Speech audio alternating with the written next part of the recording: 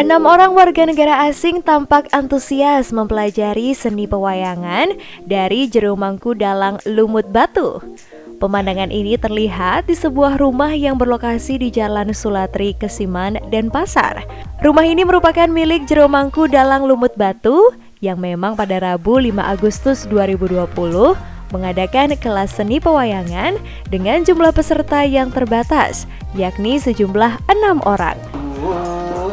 Sadro siwu merdem siwu jagat pratis tanem sarwo klesu ini sanem laro rogo wimurcitem om siwu sadro siwu lakukan dengan virtual atau secara langsung. Untuk saat ini karena kami memutuskan untuk membuat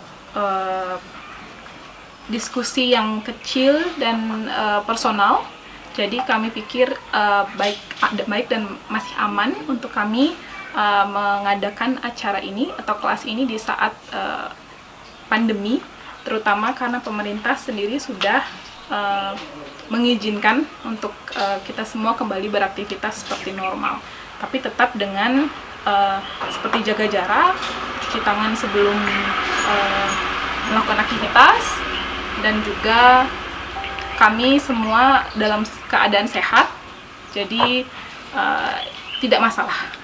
Jadi materi yang akan kami bawakan adalah tentang wayang dan juga pedalangan. Jadi pedalangan itu dikenal karena adanya tradisi yang bersinergi dengan keagamaan, dengan ritual keagamaan.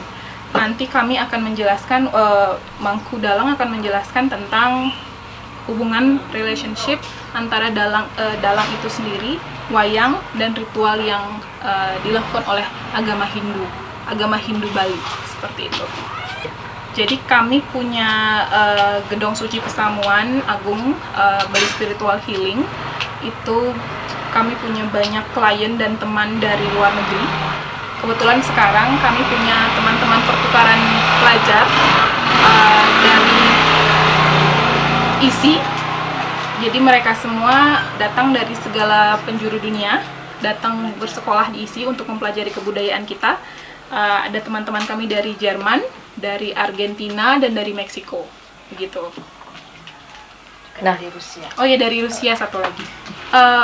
Terutama untuk wayang yang kami akan tampilkan itu wayang yang sakral, yang biasa Jero Mangku gunakan untuk upacara keagamaan, untuk perluatan.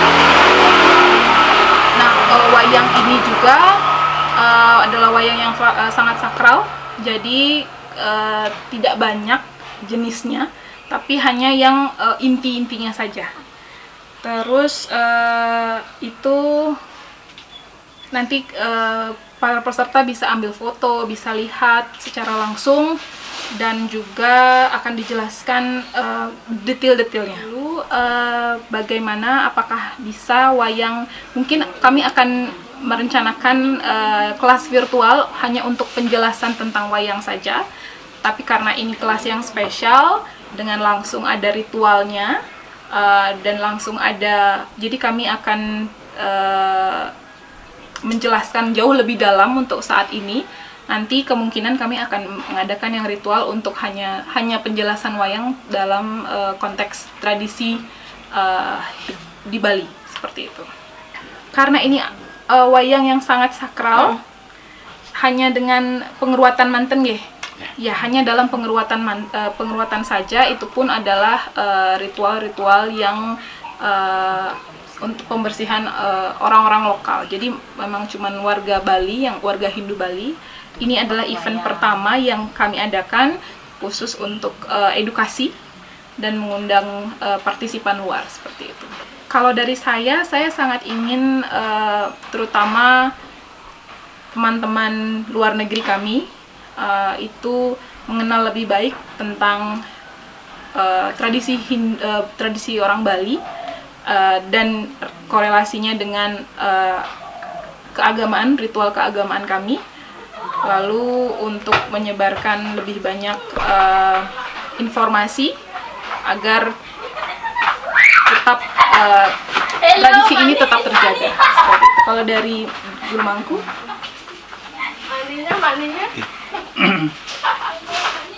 sebagaimana pertanyaannya tadi, bahwa yang akan menjelaskan apa itu wayang. Wayang itu sesungguhnya adalah sebuah spirit yang sangat dalam, karena itu memiliki satu pemaknaan, bisa diartikan dengan bayangan. Kenapa dikatakan dengan bayangan? Bayangan itu adalah satu potret sesungguhnya, apakah itu potret para dewa, potret semesta, potret isi semesta alam ini, yang kemudian dituangkan dalam sebuah wiracarita. Ini yang disebut dengan pagelaran wayang. Sehingga lebih banyak yang ditonton di dalam wayang itu bayangannya. Namun sesungguhnya apa yang disampaikan oleh Sang Dalang ini adalah suatu manifestasi yang ada di dalam spiritual. Suatu bentuk realitas menggugah, mengungkap suatu bentuk spiritual yang dituangkan di dalam bentuk bayangan. Nah, sehingga kenapa wayang ini terbuat dari kulit? Seperti apa yang disampaikan tadi, bahwa kulit itu adalah sesungguhnya selaput daripada isi.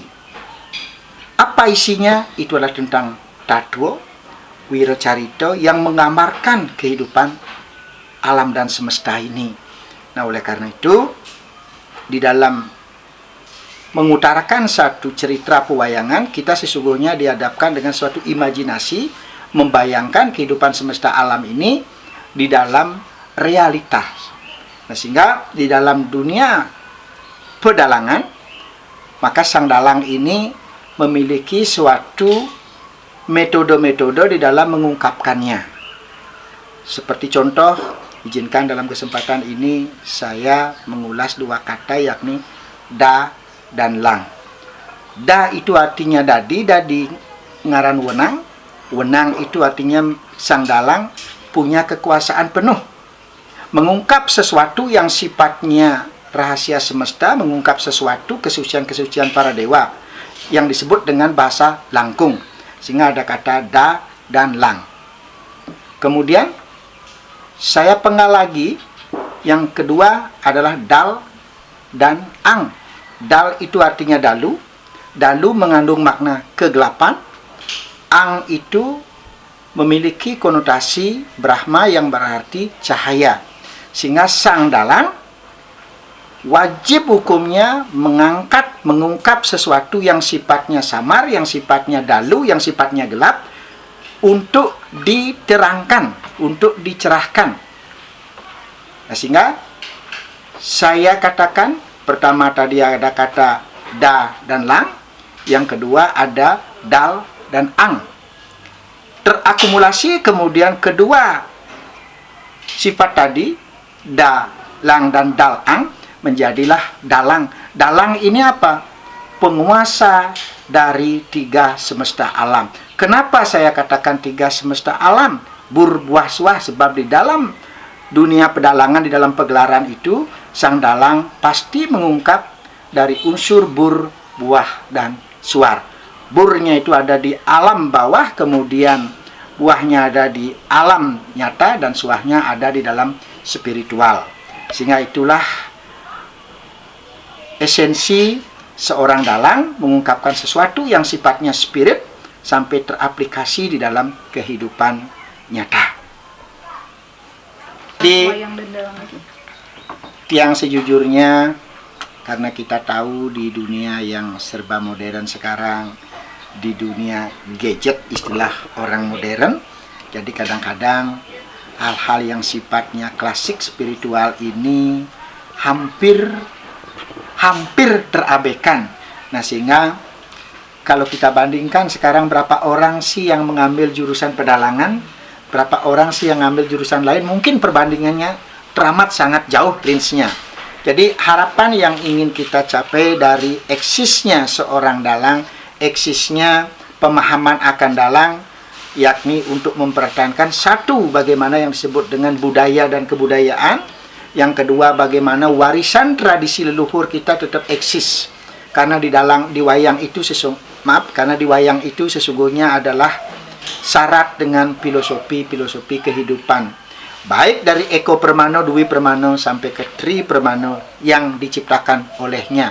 Nah, oleh karena demikian, kenapa dalang selalu dijadikan salah satu objek dengan pemerannya yang berbagai macam di dalam gedog itu, karena gedog itulah simbolnya bumi, gedog itu simbolnya semesta. Apa yang tidak ada di dalam gedog, di dalam boxnya seorang dalang itu dari Eko Permano tumbuh-tumbuhan, Dwi Permano seluruh binatang-binatang, kemudian Tri Permano yang dimanifestasikan oleh pelaku-pelaku yang ada di dalam wayang itu, baik itu Ramayana maupun Mahabharata. Jadi Eko Permano, Dwi Permano, bahkan Tri Permanonya ada di situ. Jadi harapan ketika kita nonton wayang, bukan sekedar kita menonton bayangannya, tetapi ada spirit yang lebih jauh di dalam wayangan itu yang ingin kita aplikasikan di dalam kehidupan.